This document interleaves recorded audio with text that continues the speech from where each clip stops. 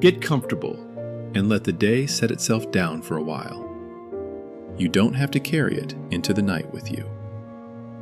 Wherever you are, let your breathing slow, let the pillow take the weight of your head, and let me tell you a quiet story about a family that got bigger instead of breaking. There is no one to be afraid of in this one. There is only a long winter, a small plastic tube, a secret carried alone for 57 years, and a chair that was empty for a very long time, and then, one Christmas, wasn't. Settle in. I'll go slowly. You can drift off whenever you're ready, because nothing bad is going to happen, and the ending is as warm as a kitchen with the oven on. It begins in Duluth, Minnesota, which, if you have never been, is a city built on a steep hill that runs right down into Lake Superior, the greatest of the Great Lakes, so big and so cold that it makes its own weather. In winter, the lake steams in the morning like a pot about to boil, and the fog freezes onto every branch and every wire until the whole city looks dipped in sugar. And the foghorns call out low and long across the water. It is a place that knows how to be cold, and, because of that, it is a place that knows how to be warm, which are not opposites, but partners. A Duluth winter teaches you to love a lit window. Our story starts in one of those lit windows, in a modest house up the hill, on the evening of a family Christmas, more than a year before the Christmas I am really telling you about. The woman who bought the gift was named Katie.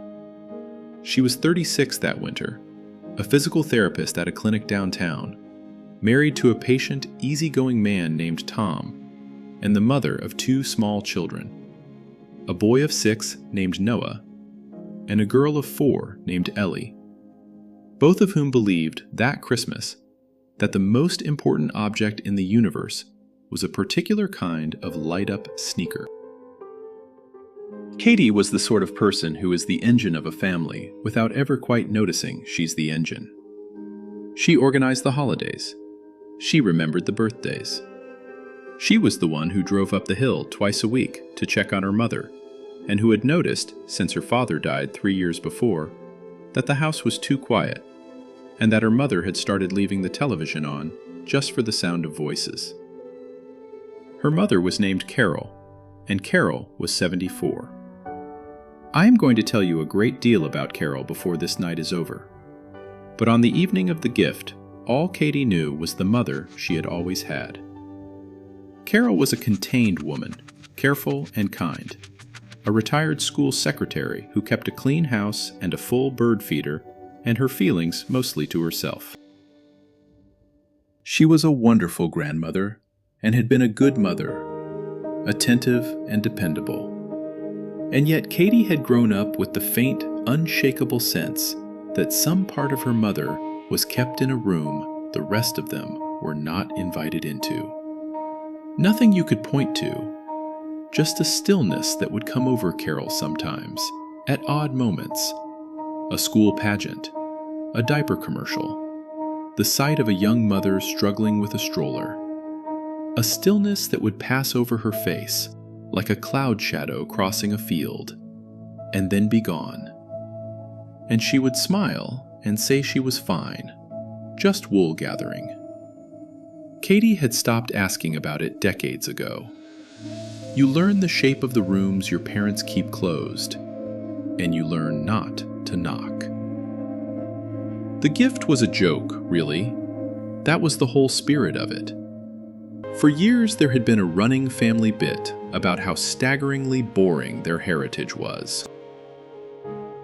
Every time one of those commercials came on, the ones where a man trades his kilt for lederhosen when he learns the truth about himself, Katie's father used to wave a hand at the screen and say, "Save your money. We already know. We're from here. Our people have been being quiet in cold places since the beginning of time."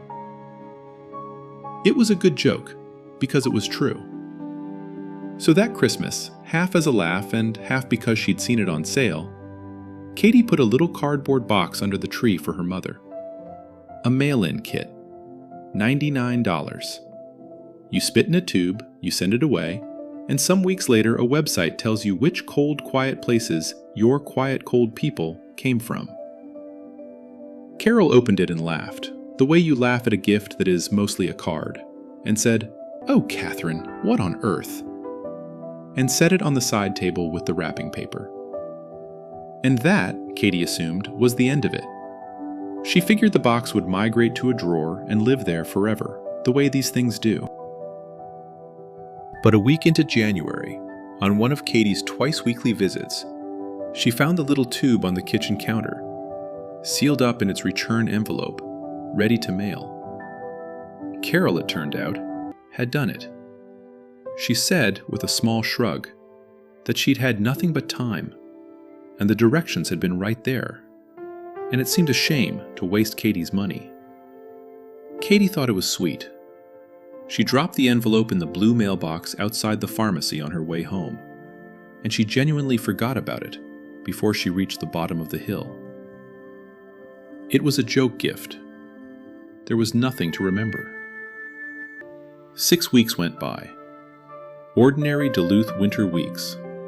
Snow and school and work and the lake steaming in the mornings. And then, on a gray Tuesday in the middle of February, an email arrived in Carol's inbox. The inbox Katie had set up for her years ago and mostly managed herself, saying that her results were ready. Katie was there when they opened it, which is either luck or something more than luck, depending on what you believe. She had come by after work, and her mother mentioned the email almost sheepishly, and so the two of them sat down together at the kitchen table with Carol's laptop, the good lamp on, the kettle going, entirely prepared to laugh at a pie chart of the least surprising heritage in recorded history. Katie did the clicking because her mother was slow with the mouse. She logged in, and the first screen that came up was not the pie chart. It was a list. The website, it turned out, did more than tell you where your people came from. It compared your spit to everyone else's in its enormous database, and it showed you your relatives, the strangers walking around out there carrying pieces of the same code as you, and it ranked them by how close. Katie had forgotten it did this. Most people forget until it matters. At the very top of the list, above the third cousins and the distant matches, in a category the website labeled in plain gray letters, was a name. And next to the name, the website had done the math on the shared DNA and printed, without ceremony, without any idea of what it was doing, a single word describing how this stranger was related to Carol. The word was son. Katie looked at it, and her first thought was that the website had made a mistake, that it was a glitch, a scam, a mix-up, because her mother had one son who had died. No, her mother had no sons.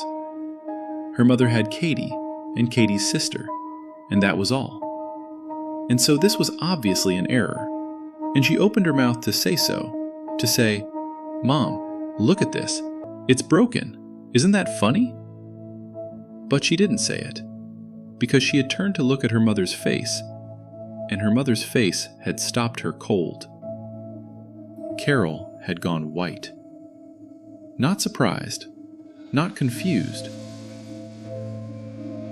White and utterly still in a way Katie had never seen in 36 years. A stillness that was not the cloud shadow stillness Katie knew, but something underneath it. The thing the cloud shadow had always been the surface of. Carol was staring at the screen, at the name and the word beside it, and her hand had come up to her mouth, and her eyes were filling, and she was not saying it's a mistake. She was not saying anything. She was looking at that word the way you look at a door you locked so long ago you had convinced yourself it was only a wall. And Katie, who was not a slow woman, understood in that moment, before a single thing had been explained to her, that it was not a mistake, that some rooms in a mother stay closed for a reason, and that the reason was, apparently, 57 years old and living somewhere and had a name. The name was David. They sat there a long time, the kettle forgotten and shrieking, until Katie got up to move it off the burner, and then sat back down, and slowly, in pieces, with long silences in between that Katie learned not to fill, her mother told her a story she had never told one living soul on this earth. Not her late husband, the man she had been married to for 41 years, not her sister, not a priest, not a friend, not a doctor.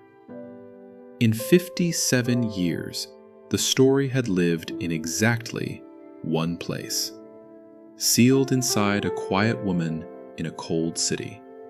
And now, at a kitchen table in February, with her daughter's hand over hers, it finally came out into the air. She had been 17. It was another century, a different world, a small farming town a couple of hours south of where they sat. And she had been a good girl, a minister's daughter, top of her class, and she had fallen in love the way you do at 17, completely and stupidly and with her whole chest, with a boy named Daniel, who was kind and funny and gone to the service by the spring. And by that spring, Carol had understood that she was going to have a baby, and that in her town, in that year, in her father's house, this was not a difficulty. It was the end of the world. I want to be careful here, because I promised you there was no villain in this story, and I meant it. And it would be so easy to make villains out of the people who came next, but they were not villains. They were frightened people in a frightened time, doing what that time told them was the only decent thing. And the cost of it fell, as it almost always did, on the youngest and most powerless person in the room, which was a 17-year-old girl. Carol's parents did not scream. That was not their way. They simply, quietly, made arrangements. There was a place for girls like her, and it was far enough away that no one would know, and the story the town would be told was that Carol had gone to help an aunt through a hard pregnancy of her own. That was the cover. The truth was folded up small and put away, the way the truth so often was in those years, in tens of thousands of houses for tens of thousands of girls, an entire silent generation of them.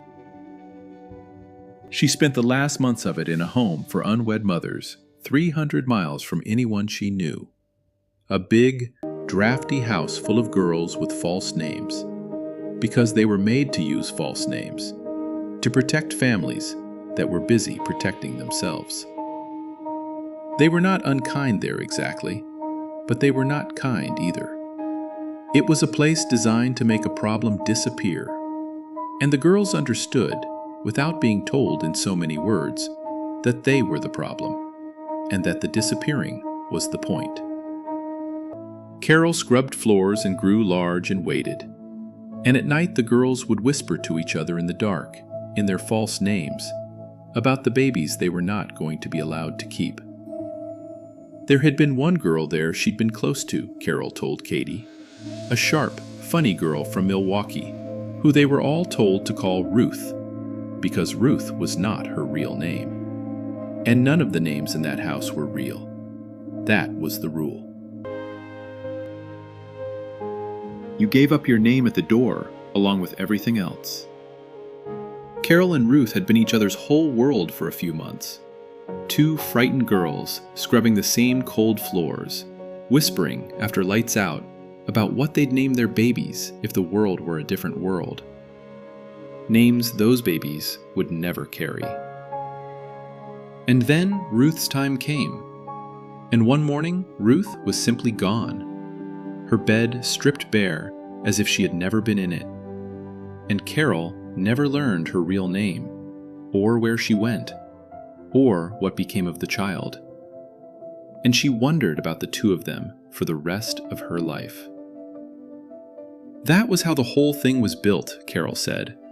Not with shouting, but with a kind of vast, organized forgetting. Everyone involved had agreed, in advance, to remember none of it. The girls used false names so that later there would be nothing to trace. The records were sealed. The cover stories were rehearsed and repeated until they set like concrete. It was a machine for turning a mother and a baby into two strangers, and it had worked on hundreds of thousands of them, quietly, all through those years. And the astonishing thing, the thing Carol kept marveling at through her tears at that kitchen table, was that a little tube of spit and a website had just undone in 6 weeks what that whole enormous machine had spent 57 years making certain would never come undone. When her time came, in the deep cold of a winter much like the ones she would spend the rest of her life in, she had her baby in a county hospital. And it was a boy, and he was perfect. And for a few hours, because a busy nurse either forgot the rules or quietly broke them, Carol was allowed to hold him. Just a few hours. She counted his fingers. She memorized the weight of him. And because the room was cold, someone had put a small knit cap on his head, a plain white one from a bin of them. And when they finally came to take him, in the blur and the fog of it, Carol did the one act of defiance of her entire young life. She slipped the little cap off his head and closed it in her hand. And no one noticed, and no one ever asked. And she kept it. She signed the papers they put in front of her, because she was 17 and alone, and everyone she loved and depended on was telling her it was the only way, that it was best for the baby, that a married couple with a real home could give him everything she couldn't, that she would go home and finish school and forget, and it would be as if none of it had ever happened. She believed them about everything except the last part. She went home. She finished school. She did not forget. You do not forget the weight of a baby you held for a few hours in the coldest week of the year. You carry that weight for 57 years, and you learn to carry it so well that your own daughter only ever sees it as a cloud shadow crossing a field. She never told Katie's father. This was the part that undid Katie most, sitting at that table. Her parents had been married 41 years. They had built a whole life, raised 2 daughters, buried his parents and hers, grown old together in this house on the hill. And in all that time, in all those thousands of ordinary nights, Carol had never once told the man beside her that somewhere in the world there was a boy with her blood in him, because she had learned at 17 that this was a thing you buried and never dug up. And she had done as she was taught, and she had done it so thoroughly that she had done it even to the person she trusted most. She had been ashamed, she said in a whisper, and she had been afraid he would see her differently. And mostly, she had simply not known how to begin. And then it was 10 years on, and then it was 30. And by then, the silence had its own gravity, and there was no climbing out of it. So she had carried him alone, her whole life, alone. And now there was a website, and a word in gray letters, and the boy she had held for a few hours was 57 years old, and had, apparently, spent some part of his own life looking for her. Katie did not say much that night, and later she would be proud of that, because it was the right thing, and it did not come naturally to a woman who fixes things for a living. She did not ask why her mother had never said anything. She did not make it about the shock to herself, about the brother she suddenly had. about the family history rewritten in an evening. She just held her mother's hand across the table, while a 74-year-old woman cried for the first time in front of her daughter. Really cried. 57 years of it. And she said the only thing that mattered, which was, "He's alive, Mom. He's out there. And he was looking for you. Do you want to find him?" Carol was quiet for a long moment. And then she said, in a voice Katie had never heard her use, small and young, the voice of the 17-year-old who had never entirely stopped existing inside her, she said, "I have wanted to find him every single day for 57 years. I just never once believed I was allowed to." Katie drove home that night, down the dark hill with a lake a black nothing on her left, and she did not turn on the radio, because her whole life was quietly rearranging itself in the seat beside her. All the closed room moments, the cloud shadows she'd stopped asking about when she was 8 or 9 years old, were turning over in her mind and landing, one after another, face up. The way her mother had stayed an extra hour at the hospital the morning Noah was born, holding the new baby by the window, not talking, her face doing something Katie hadn't understood. The way Carol always went a little still in the baby aisle at the store.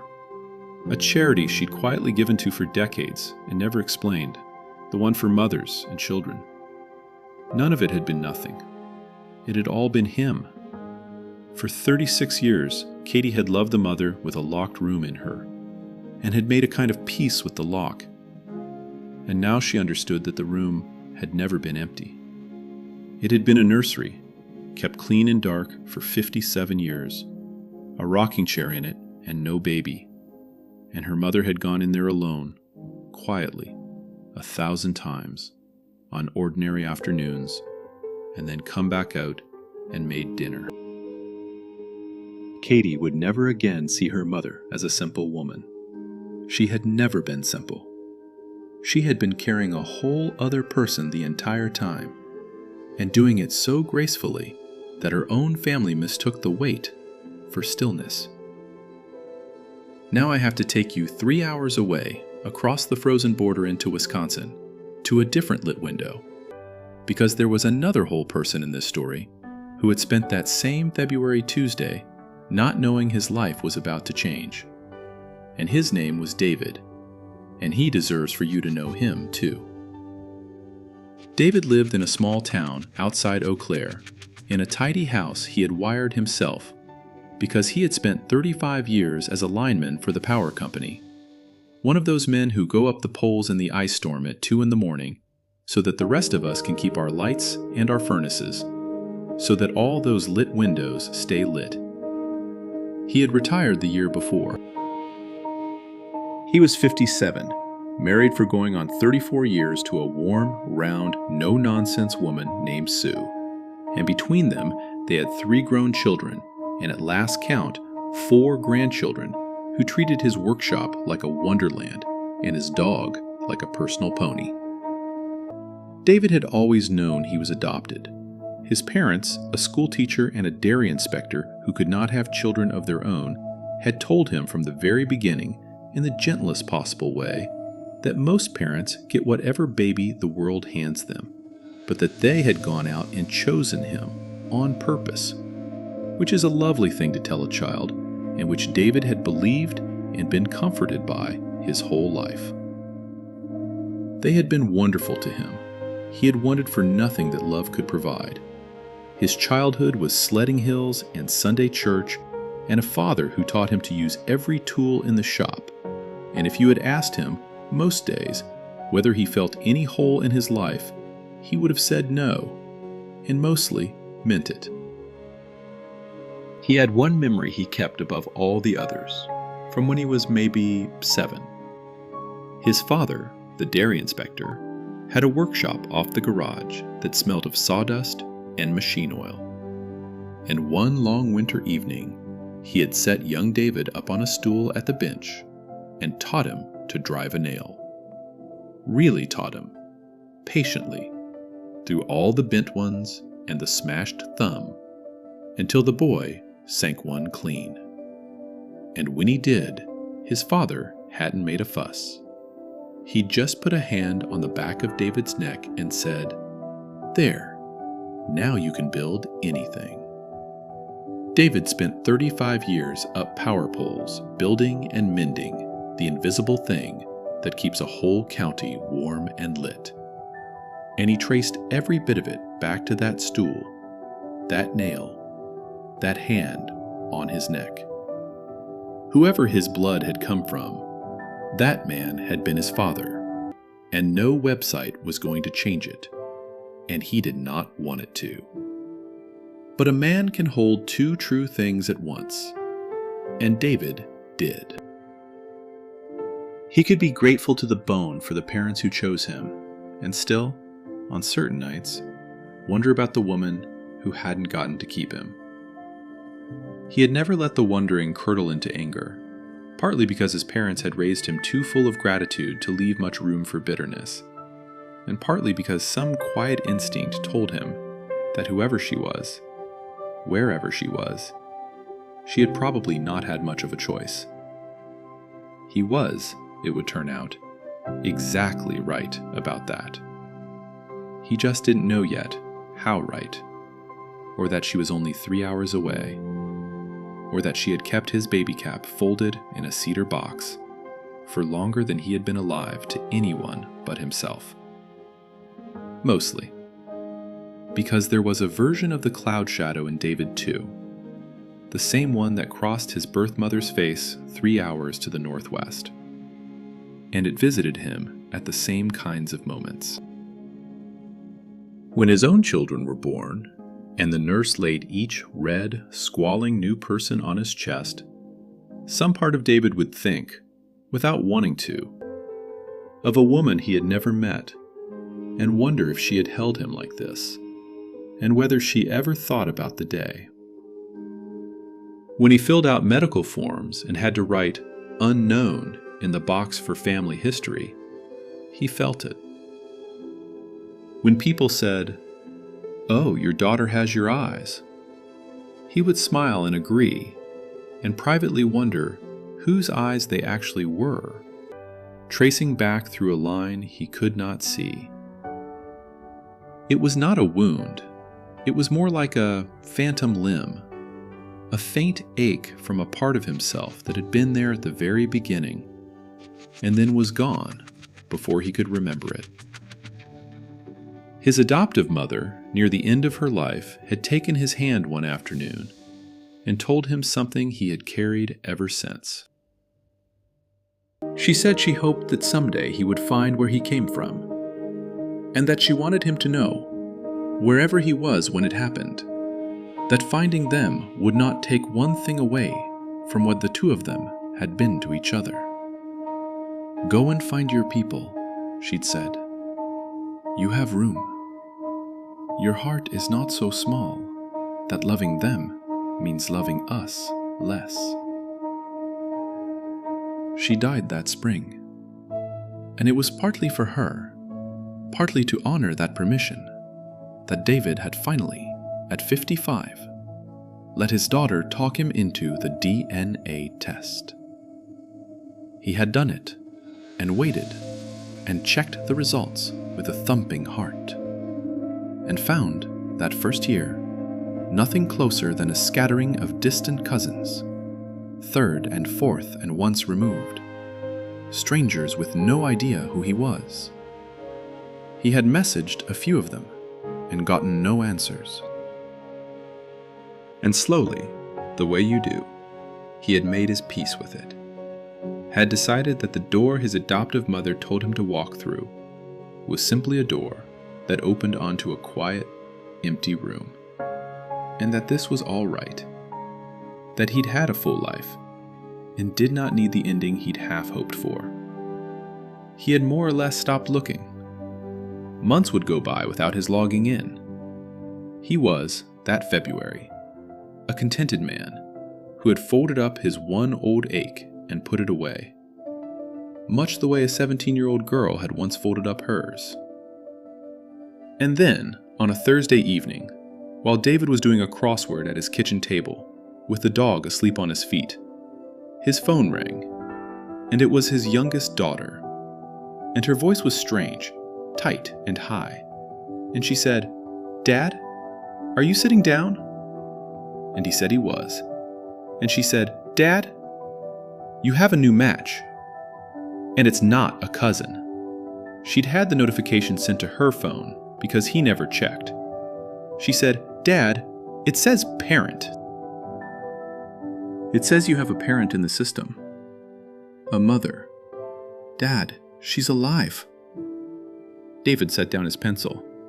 He would tell Katie, much later, that in that moment, 57 years of a feeling he'd folded up so small came unfolding all at once. And he had to put his hand flat on the table the way you do on the deck of a boat, because the solid kitchen he had wired with his own hands seemed to tip underneath him. A mother.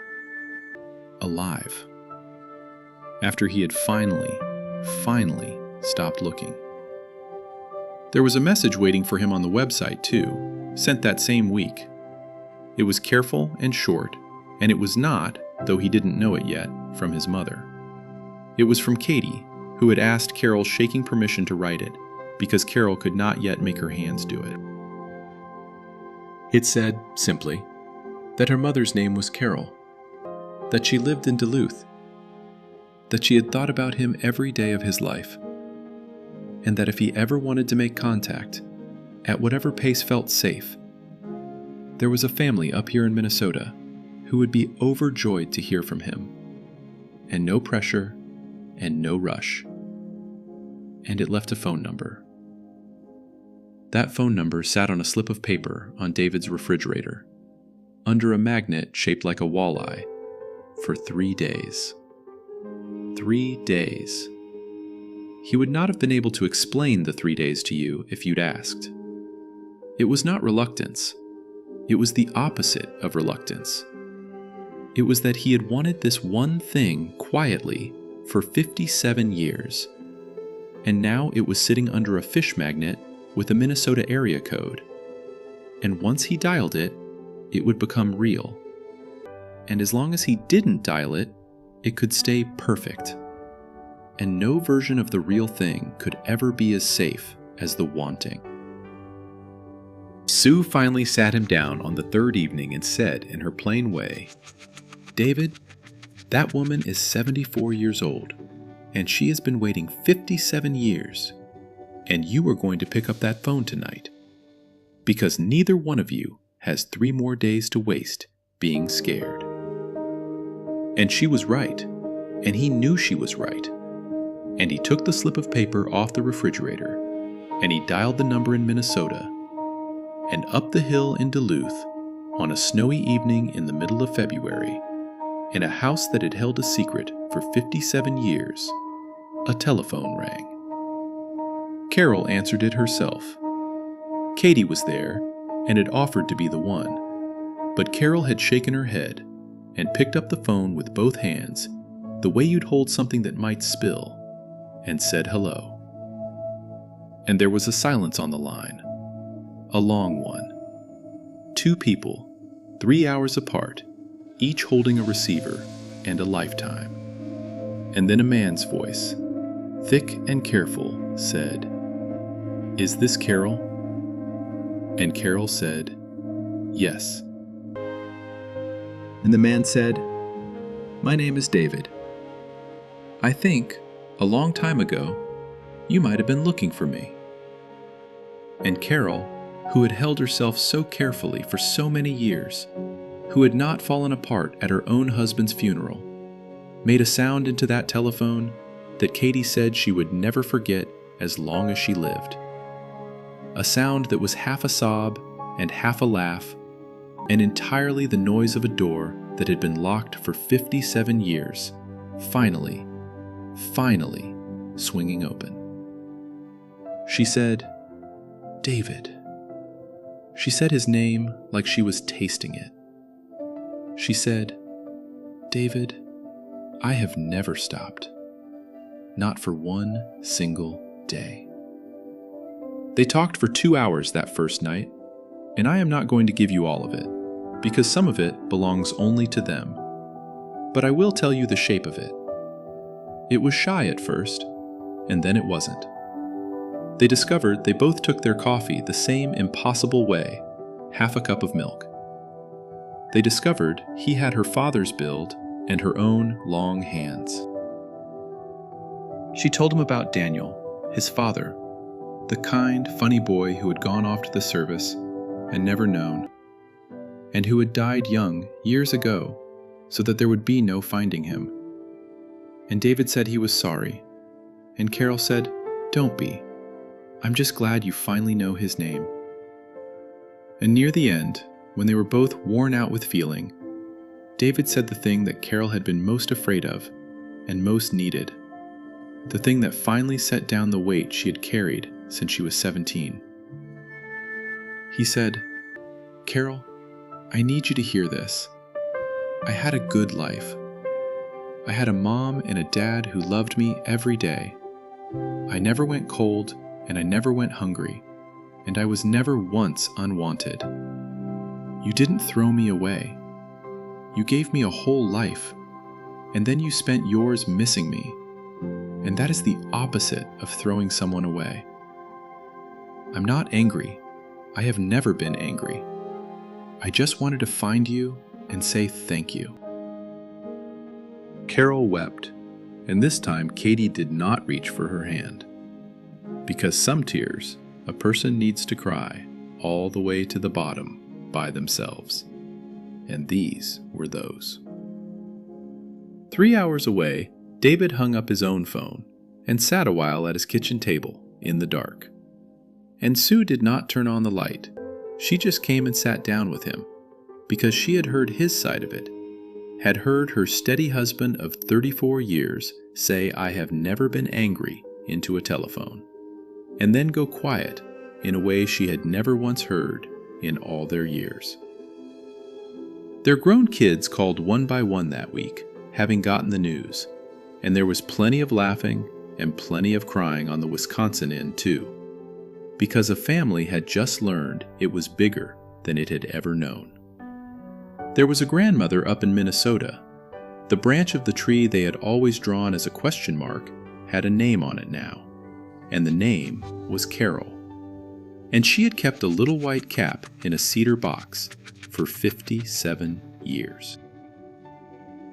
57 years of being certain, in the deepest and most secret room of herself, that she had done a shameful thing.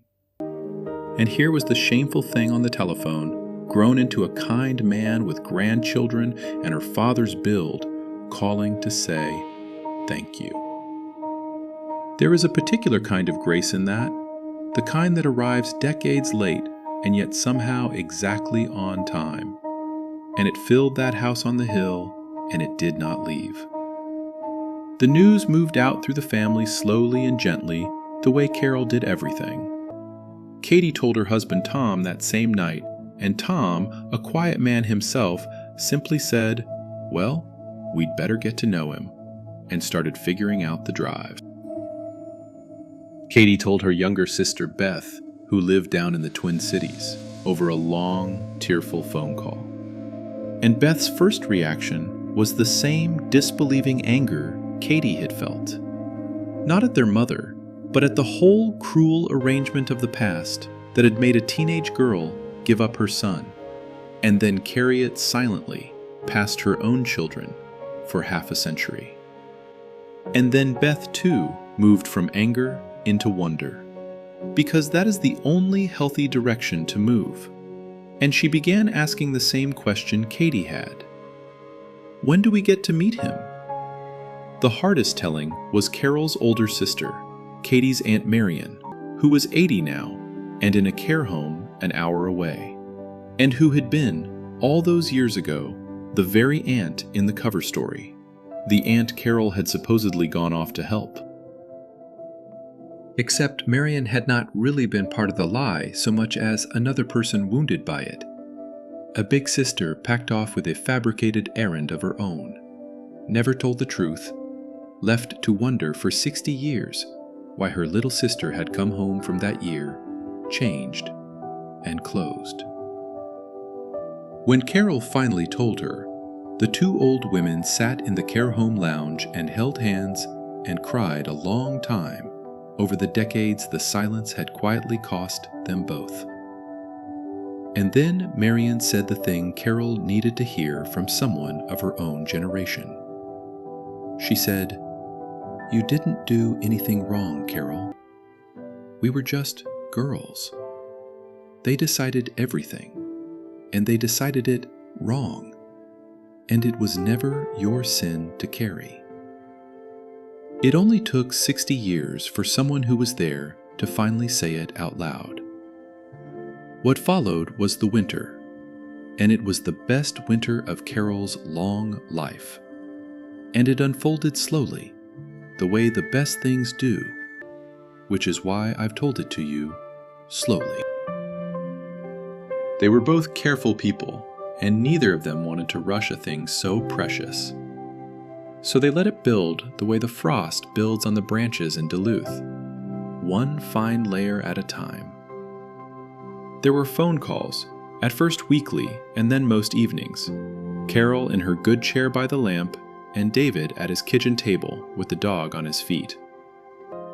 There were letters, real ones, because they were people of a generation that trusted paper. And Carol's careful school secretary handwriting went south, and David's blocky lineman's print came north, back and forth across the frozen miles, all through February and March. Katie and David had their own first phone call in there, separate from Carol's, and it was its own small, awkward marvel. She had a brother. He had sisters he'd never known, 3 of them counting Beth, and here was the older of the 2 Duluth girls on the line, and neither of them quite knew the etiquette for it, because there is no etiquette for it. They started stiff and formal, and lasted about 4 minutes that way, until David asked her something ordinary about her kids, and she asked him something ordinary about climbing power poles. And within the hour, they were talking like people who had been talking their whole lives. He called her kiddo before the call was over, and she found, to her own surprise, that she didn't mind it in the least from a man she'd known for a week, and somehow also forever. He told her things about their mother that only he could have noticed, because he had met Carol fresh, as an adult, with no childhood haze over her. He said, "Your mom is the calmest person I have ever talked to." And Katie laughed and said she'd spent her whole life thinking of it as her mother being closed off. And David said, "No, that's not closed. That's someone who taught herself to hold something very heavy without letting her hands shake. And I recognize it, because I do a quieter version of the same thing. And I think maybe we both got it from the same place." It stopped Katie cold, in the best way. Her brother had known their mother for a matter of days and already understood something about her that Katie had spent 36 years mistaking for coldness. That, she thought, is what a brother is for. To hand you back your own mother, seen new. And there were photographs. This was the part that undid them both, over and over. Carol sent David the baby pictures he had never had of himself, except of course they weren't of him, they were of Katie and her sister. And yet there he was in the family faces, the same brow, the same stubborn chin. And David sent Carol the 57 years she had missed, an entire life, in a manila envelope. A gap-toothed boy on a sled, a young man in a cap and gown, a groom, a father holding each of his own new babies with that same helpless wonder, a grandfather asleep in a recliner with a toddler asleep on his chest. Carol laid them all out on her kitchen table and touched each one, the way she had once counted a newborn's fingers, catching up on a lifetime, one photograph at a time. Grandchildren. She had grandchildren she had never met, 4 of them, walking around in Wisconsin carrying her father's chin.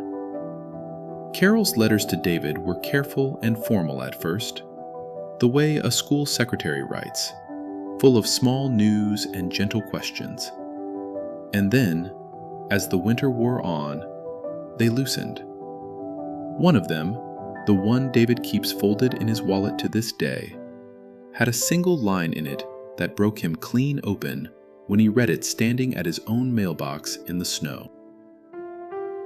She had written, "I want you to know that I named you in my heart the day you were born, and I said that name quietly to myself every year on your birthday for 57 years. And I will not tell you what it was, because your real mother named you David, and that is your name, and I would not take it from you. But I want you to know you were never nameless to me. You were always somebody. You were always mine to miss." And David, for his part, sent north the thing Carol had never once had, which was proof that the missing had not been wasted, that the boy had turned out whole and well. Report cards, a yellowed newspaper clipping about a high school team he'd played on, a photograph of him at 20 in his power company hard hat, grinning, the spitting image, Carol said, of the boy Daniel who had gone off to the service and never known. She sat with that one the longest of all. The son had grown up to wear the father's face, and the mother had missed every day of it. And yet here it was in her hands at last, the whole of it, the living proof that the love she had banked, like a coal under the ash, had been keeping something warm 3 hours away the entire time. There was one hard evening in there, because there is always one, and it is worth telling you about, because it is where the winter turned. About a month in, Carol got frightened. It came over her out of nowhere, an old and terrible certainty that she had no right to any of this, that she was an intruder in the good life David's real family had built, that his poor, late adoptive mother would be hurt by all of it, that she should quietly step back before she took something that wasn't hers. She called Katie in tears about it, and it was David, when he heard, who set it right. He drove the fear out the way you drive frost off a windshield, patiently, with warmth. He told her again about his adoptive mother's blessing. "Go and find your people, you have room." He told her there was no competition, that a heart is not a small room with space for only so many, that his mother who raised him and his mother who bore him could both simply be true at once, the way a person can love the lake and the woods and not have to choose. He said, "You are not taking anything from anyone. You are giving all of us more." And Carol believed him, slowly, and the fear went out of the winter and did not come back. There was one grief in all of this that had no fixing, and Carol felt it most sharply on the good days, which is how the deepest griefs tend to work. Katie's father, Gordon, had been gone 3 years, and he had never known. 41 years of marriage, and Carol had never told the man she loved most in the world. And now there was a whole son, and Gordon would never get to shake his hand. She carried that quietly underneath the new happiness, a small stone in the pocket of an otherwise warm coat. The sorrow that the one person who had most earned the truth had died without ever being trusted with it. It was Katie who gave her mother a little piece about that on a night when Carol confessed the guilt out loud. Katie thought about her father, the man who used to wave at the television and joke about their boring family tree, the most easygoing man she had ever known. And she said, "Mom, you know exactly what Dad would have done. He'd have grumbled for about 10 minutes that nobody ever tells him anything, and then he'd have driven to Wisconsin himself and brought David back for dinner, and spent the whole night trying to teach him that terrible card game of his. He wouldn't have seen a scandal. He'd have seen one more chair to pull up to the table. And Carol, who had known Gordon for 41 years, knew that this was exactly, completely true. And it did not erase the stone in her pocket, but it warmed it, and that was enough to be going on with. By the time the ice on the lake began to groan and shift, which in Duluth is the first rumor of spring, they both knew it was time to be in the same room. To not just hear the voice and hold the photograph, but to stand in front of each other. Two people who had started in the same body and been apart for 57 years, and finally closed the distance. They picked a Saturday in late March. David and Sue would make the drive up to Duluth. And Carol, who had not been nervous about anything in decades because she had trained herself out of feeling large things, was so nervous that Katie came over the night before, and they cleaned a house that was already clean, and baked, and laid out the good cups, and did all the small busy things people do with their hands when their hearts are too full to sit still. The morning of, it snowed. Of course it snowed. One of those wet, heavy spring snows that Lake Superior throws down like a final word. And Carol stood at her front window, the lit window up the hill, and watched the street. And Katie watched her mother watch the street. A 74-year-old woman in her best cardigan, with her hands pressed together at her mouth. And at a little after 11, a truck with Wisconsin plates came slowly up the hill through the falling snow and parked at the curb. And a tall man in his late 50s got out and stood for a moment looking up at the house. And Carol made a small sound and put her hand flat against the cold glass. I am going to let that meeting be mostly theirs, because you and I are only guests in it. But I will give you the doorway, because the doorway is the whole story. David came up the shoveled walk, and Carol opened the door before he could knock, and the two of them stood there, the warm air of the house rushing out to meet the cold, snow coming down between them, and for a moment, neither one could speak. And then Carol reached up, this small woman reaching up to this tall man, and put both her hands on either side of his face, his 57-year-old face, and looked at him the way she had looked at him for a few hours in a cold hospital room when he was brand new, memorizing him all over again. And she said, "There you are." That was all. Not hello, not welcome, not any of the speeches she tried to prepare. Just, there you are. The way you'd speak to someone who had only stepped out of the room for a minute, instead of for a lifetime. There you are. They went inside, out of the snow, and they sat at the kitchen table, the same table where the whole thing had come unlocked in February. And they talked, and they cried, and Sue and Katie made coffee and gave them room. And at some point in the afternoon, Carol got up and went to her bedroom, and came back holding a small cedar box, the kind you keep the truly important things in, and her hands were trembling. She set it on the table and opened it, and inside, wrapped in tissue that had gone soft and yellow with the years, was a small, white, knit cap. The kind they keep in a bin in a hospital to put on the heads of cold, new babies. She took it out, and she held it in her open hand. This tiny thing, 57 years old. And she told David, in front of all of them, the story she had never told anyone.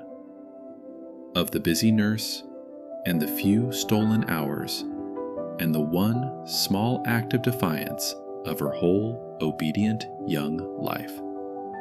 How she had slipped this cap off his head as they came to take him, and closed it in her fist and kept it, all these years, the only thing she had ever had of him.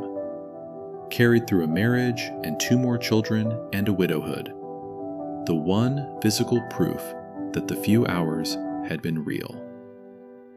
And she put it into his big lineman's hands, the hands that had her father's shape, and she said, "I have been keeping this for you.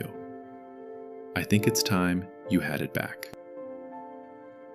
And David, a grown man of 57, who had climbed poles and ice storms and buried the parents who raised him and walked his own daughters down the aisle, held a baby cap the size of an orange in his 2 rough hands and came apart entirely. And his birth mother put her arms around him at last, 57 years late and exactly on time, and held her son. The cloud shadow that had crossed her face all of Katie's life crossed it one final time that afternoon, Katie said, and then lifted and never came back.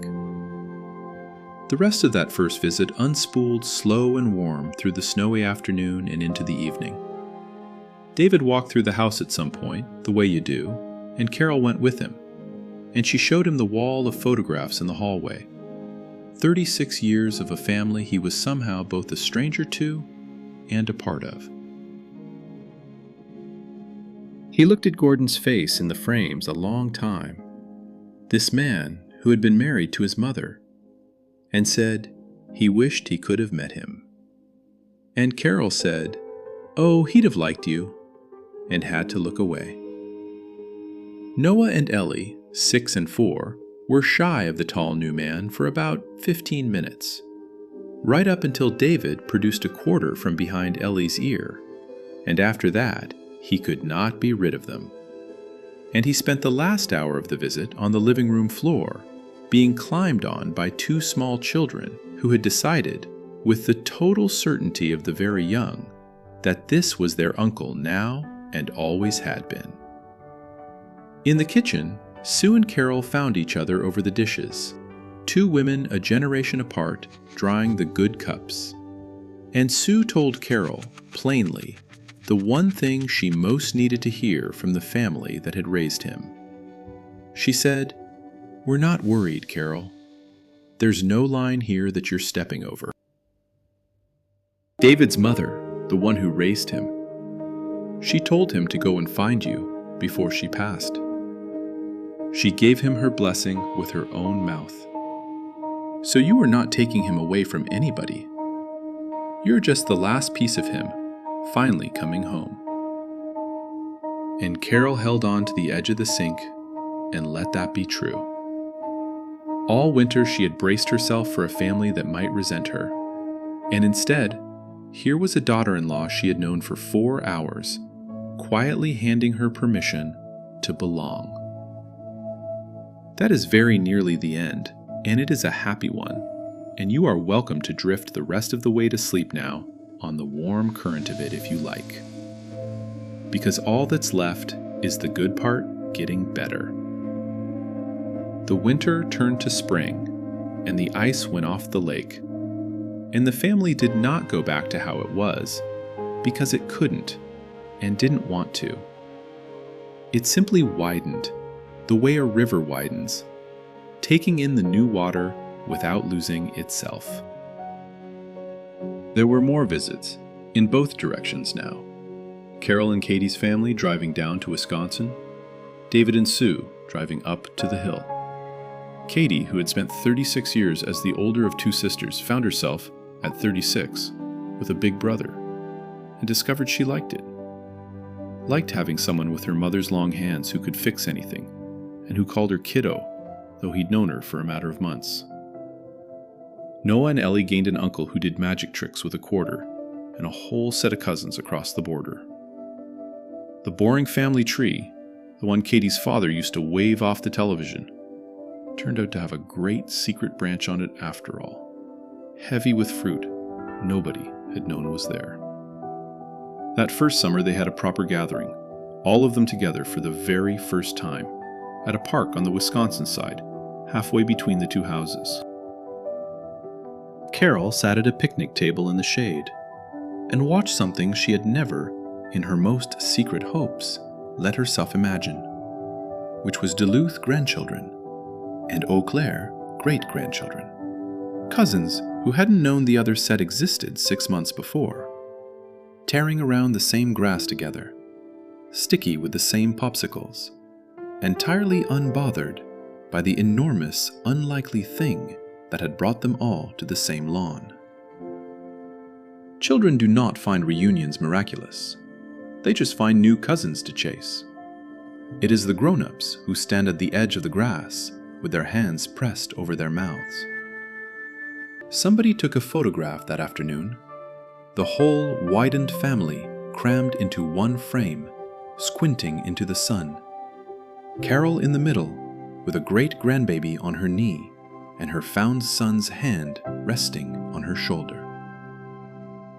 She had that picture enlarged and framed, and she hung it in the front hall at the end of the row, so that it was the newest and the largest.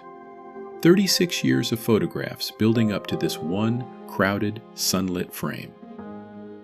She would stop in front of it sometimes on her way to the door, the way David stopped in front of his refrigerator, and just look at all those faces, more than half of which she hadn't known existed the winter before. And she would shake her head slowly and go on with her day, a little lighter than she used to walk. There was a small change in the house on the hill that Katie noticed and never mentioned, because mentioning it would have made her throat go tight. Her mother had stopped leaving the television on for the sound of voices. She didn't need the borrowed company anymore. Now the phone rang most evenings, a real voice, her son's, 3 hours to the south, telling her about his ordinary day. And a house that had been too quiet since Gordon died was full of sound again. The best kind of sound. The kind that is actually for you. Carol would sit in her good chair by the lamp, with the receiver against her ear and the television dark, and she would listen to David talk about nothing much at all. A broken transformer, a grandchild's lost tooth. And it was, she told Katie once, the exact sound she had been straining to hear underneath the television the whole time.